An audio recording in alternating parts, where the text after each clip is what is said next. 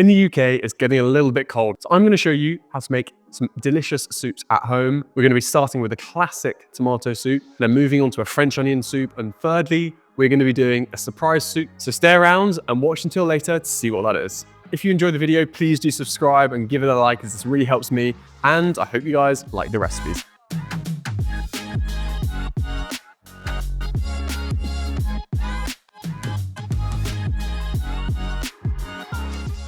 First things first, let's do this tomato soup. I think we can all agree this is a staple in many households and across a lot of restaurants and cafes you go to. It's simple, tasty, refreshing, warming.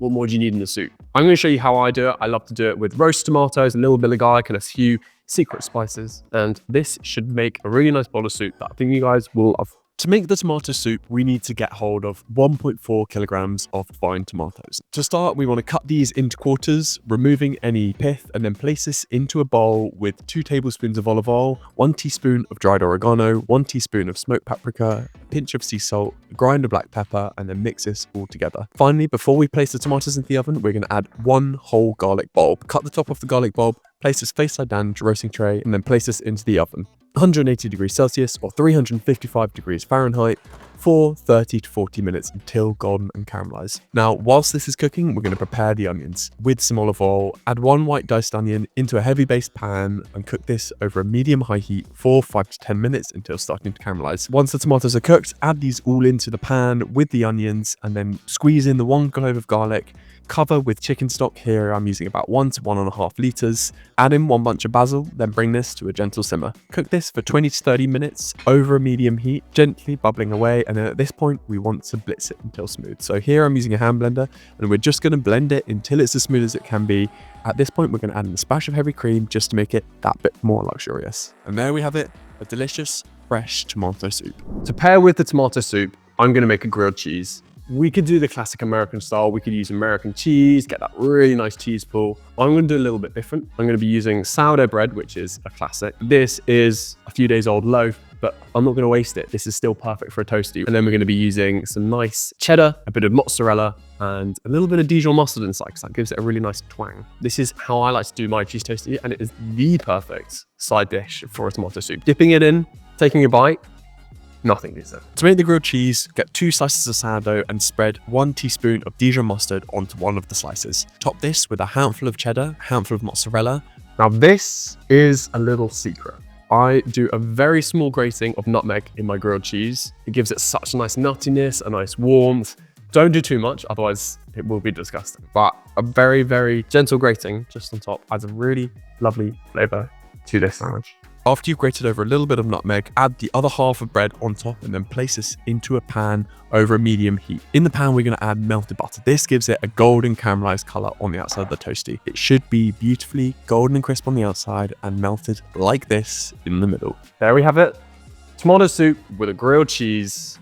This is one of my favorite warming dishes. When it's cold outside, you can't beat it. This is the first soup of the few that I'm going to show you how to make. So let's see what it tastes like.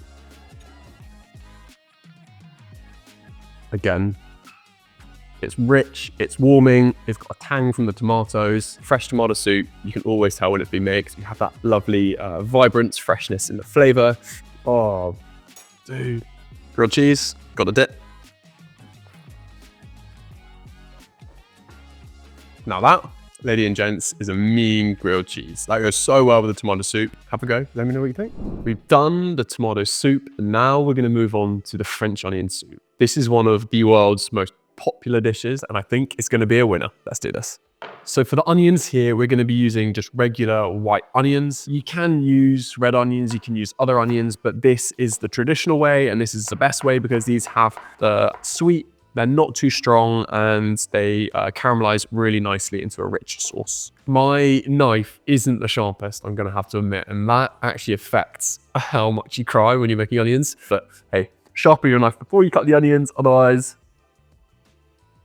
Into a large pan, we're going to add about 80 to 90 grams of unsalted butter, or if you're doing it by eye, a few large chunks of butter, and then add in the onions on top. Season this well with salt and cover and cook them for 20 minutes. With a big batch like this, after 20 minutes, it should have started to evaporate a lot of liquid. They should have started broken down. It's going to be almost half the size it was originally, but From this point onwards, be careful of the heat. You don't want them to brown too quickly, but there will be another 20 to 30 minutes and these will get really dark and golden and caramel. Once the onions are a dark golden brown color, we're going to add in 3 cloves of garlic minced, 1 tablespoon of finely chopped thyme leaves. At this point, turn the heat up to high and add in the wine. Cook for 5 more minutes until it has mostly evaporated. Turn the heat down again and then add in the flour and mix it until paste-like. Gradually mix in the 2 litres of beef stock, a ladle at a time, constantly stirring to ensure no lumps form, and then cover and leave to cook for another 10 minutes. Remove the lid and then cook for a final 10 minutes just to reduce slightly, and then we are ready to serve.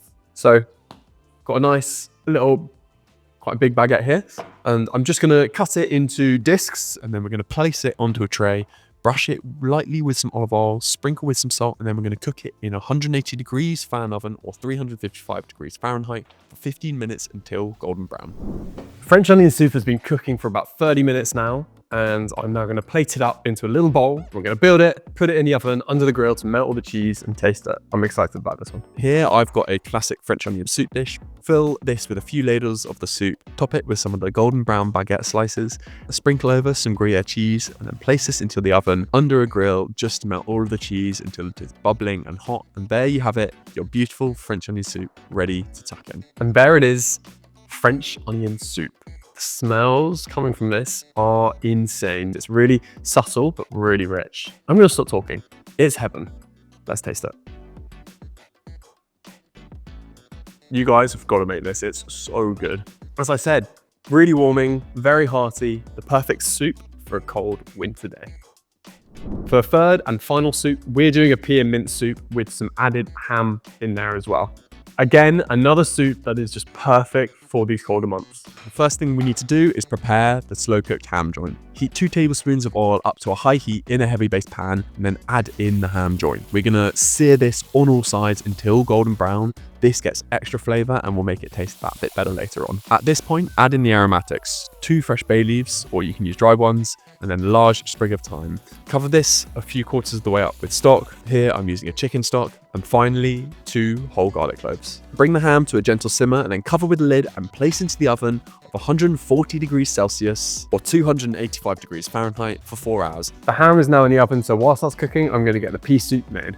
To start the pea soup, we need to heat 2 tablespoons of olive oil in a pan over a medium heat. Add in 2 diced shallots and 2 sliced garlic cloves, season with a little bit of salt, and then cook this for about 5 to 10 minutes until they're starting to caramelize. At this point, we can then add in the peas. Here, I'm using 500 grams of frozen peas, add 2 large handfuls of mint leaves, and then cover with 1 litre of vegetable or chicken stock. Cover this with a lid and cook for about 10 to 15 minutes until the mint has softened and the peas have cooked. And then we're gonna add this into a blender. Blitz this until smooth, adjust the seasoning to taste, and there you have it. It is simple as that, your pea soup. Once the ham has cooked, we're going to remove this from the oven and take this out of the braising liquid.